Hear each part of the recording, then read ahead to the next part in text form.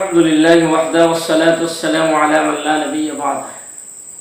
أما بعد، أعوذ بالله من الشيطان الرجيم. بسم الله الرحمن الرحيم.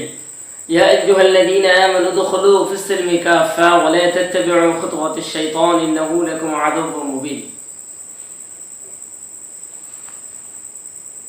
প্রিয় দর্শক, আজ আমি আপনাদের মাঝে যে আলোচনাটি নিয়ে এসেছি সেটা হলো আল্লাহ রাব্বুল আলামিন এই ব্যাপারটি আমাদেরকে বারবারই সতর্ক করে দিয়েছেন। শয়তান আমাদের প্রকাশ্য দুশমন, শত্রু।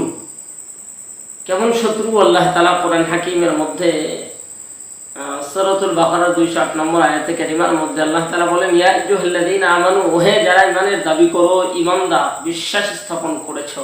ঈমানদারদেরকে আল্লাহ তাআলা বড় ভালোবাসেন, তাই সতর্ক করে সাবধান করে জানিয়ে দিচ্ছেন।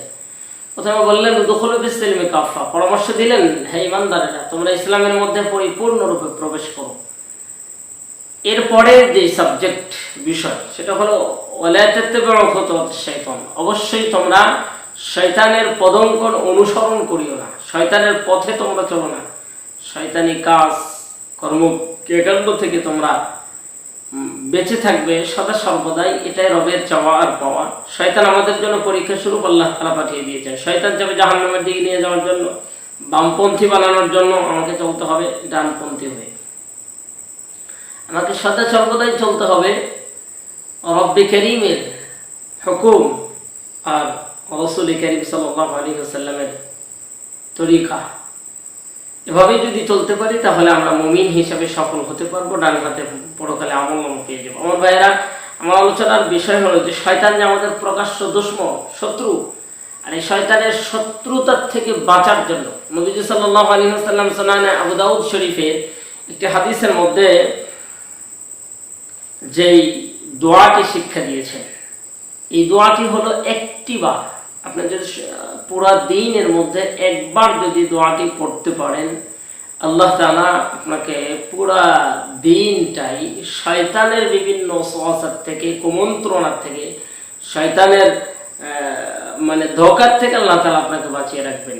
এইভাবে এই দোয়াটি নবী সাল্লাল্লাহু আলাইহি ওয়াসাল্লাম শিক্ষা দিলেন। এভাবে রাত্রেও যদি আমরা পড়ি, যদিও মুহাদ্দিসিন কেরাম ব্যাখ্যা করেছেন যে একবার পড়লে পুরো দিন ও রাত মিলেই আল্লাহ তাআলা শয়তানের ওয়াসওয়াসা থেকে, শয়তানের ঝামেলার থেকে, শয়তানের ফিতনার থেকে আল্লাহ তাআলা হেফাজত করবেন।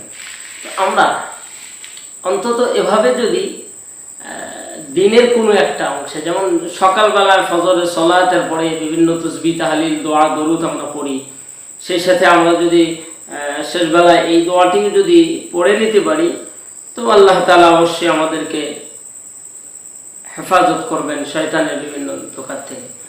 আমরা এই দোয়াটি এভাবেই তেলাওয়াত করব বা বলতে থাকবো, আউযু বিল্লাহিল আযীম ওয়া বিওয়াজহিহিল কারীম ওয়া সুলতানিহিল কদীম মিনাশ শাইতানির রাজীম।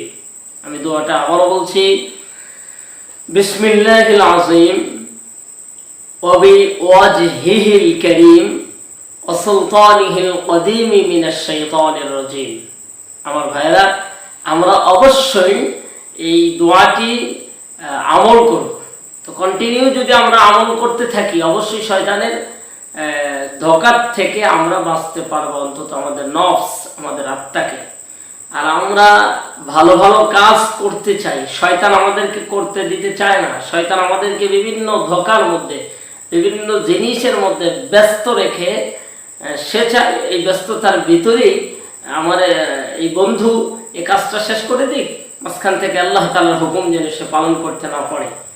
আমার ভাইয়েরা, এক্ষেত্রে আমরা অনেকেই খেয়াল করেছি, যখনই সালাতের সময় আসে, ভালো কোনো কাজের ডাক আসে, আহ্বান আসে, আমাদেরকে ডাকা হয়, তখনই আমাদের বিভিন্ন ঝই ঝামেলায় জর্জরিত হয়ে যায়।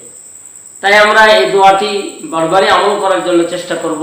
তাহলে আল্লাহ তাআলা আমাদেরকে বিভিন্ন ঝই ঝামেলার থেকে, বিশেষ করে শয়তানের যত প্রকার জাল আছে, যত ফিতনা আছে, সর্বোপরি ফিতনা থেকে আল্লাহ তাআলা আমাদেরকে হেফাজত করবেন। তাই আমরা আমাদের বাকি জীবনে প্রতিটা দিন যেন অন্তত একবার হলেও এই দোয়াটি আমরা পড়তে পারি। আল্লাহ তাআলা আমাদেরকে যেন প্রতিনিয়ত পড়বার মতো তৌফিক দান করেন। আমিন। আসসালামু আলাইকুম ওয়া রাহমাতুল্লাহ।